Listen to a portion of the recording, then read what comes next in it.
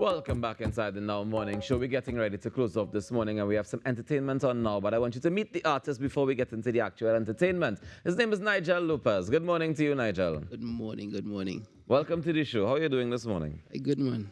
Now, tell me a little bit about how long you've been doing this music thing. I know you've grown from strength to the point where you now own your own recording studio. But tell me the journey. How did it begin and how did you get into it? Since going to primary school, I always liked music. I would have entered like calypso competitions and these kind of things. And it really started for me. One evening I was coming from secondary school, and coming around the block I hear this guitar playing and an artist singing. And it's the first time I met an artist in real life, and it was a guy by the name of Guitar Dan.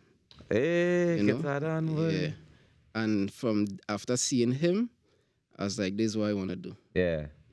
That is basically how I knew for sure where I was going. You played an instrument before that? No, I wasn't really. I just used to sing. Yeah. Yeah, and I was doing, like, as I say, calypsos and them kind of things. Yeah. Nice, man. Well, I mean, since that inspiration, you say this is what you want to do. What was your next step in that journey to say, all right, this is how I'm going to do it? Well, while I was going to school, I was doing a lot of research. We didn't at that time. I don't think YouTube and thing was that famous. So I was going to like the library in Sawa and thing. Nice. And reading and finding out how you go about producing a song, and there I found out about the old system. And I would have tried to do like the little cassette and play it through the radio and record myself. And then I found out about a program called Fruity Loops. Right. And I started to dabble in music and stuff. And, through my school years, right after school, I got the opportunity to internship in a gospel record label called Dunamis Records.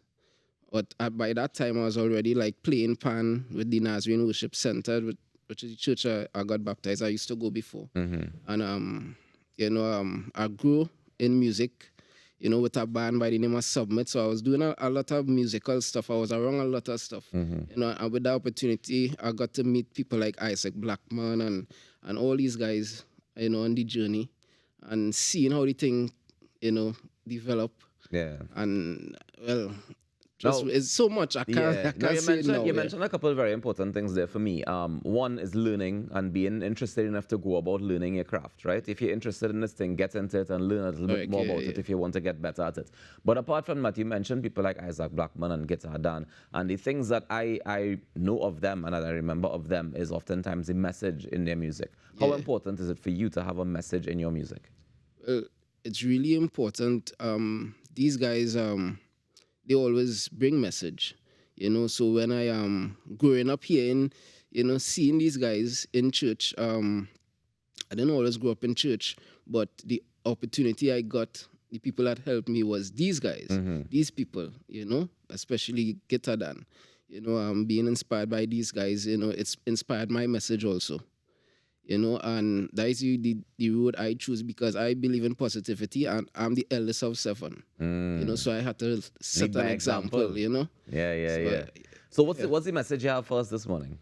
Well, I have a heart for youths, people. I love people. And the way the nation going right now, boy, it's sad. And this song, when the opportunity came, I was like, this is a song. The song isn't released yet, but this is a song that people need to hear right now. When the song, the message of the song, how does that often come to you? Is it that you decide, all right, I'll read in the papers today and this is bad news that we fix this? Or is it that you're inspired some other how? At an early point in my career in terms of writing music, I used to sit down and focus on writing. Right. Because I wrote a lot of songs. I even wrote for people like the late Dennis Plummer, and a lot of people. But now, music, it had to come because I experienced a lot of things in life, and I like to write from experience. So when the correct song come, I produce my own music and everything. So when the correct thing come, I dedicate that time to make the creation a reality. And you mentioned that the message in this one in particular, you say the time sad. What are some of the things that you're seeing reflected, or what are some of the reasons that you're saying that the time's sad? You see the gang violence, the gun violence, the turf and the numbers and all these things. In my time growing up, we was happy to play marble pitch and rubber band throws and kick the pan and all these kind of things. Go in the river and them kind of things. Nigel, that you're showing your age on People TV. I just want you to understand. I'm that old, but as I always say, I felt like I got the last of something we call boy days. Yeah.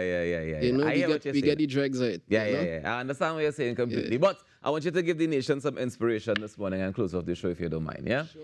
Ladies and gentlemen, I want to encourage each and every one of you to go out there and make a difference today now, because together we aspire, and if together we perspire, then together we most definitely can achieve. And I need you guys to tune in this morning to TTT and Talk City 91.1 FM, because at 10 a.m. we go live with the official sod-turning ceremony for the Ministry of Social Development and Family Services. So you can stay tuned. The headquarters is opening this morning at the corner of Shagrit Road and Victoria Avenue in Port of Spain.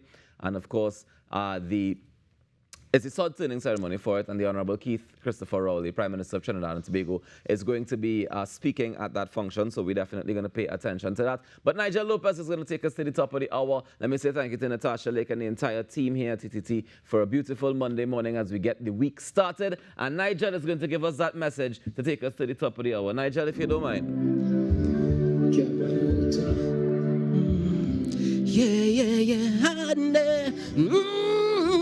Father God, the youths need guidance.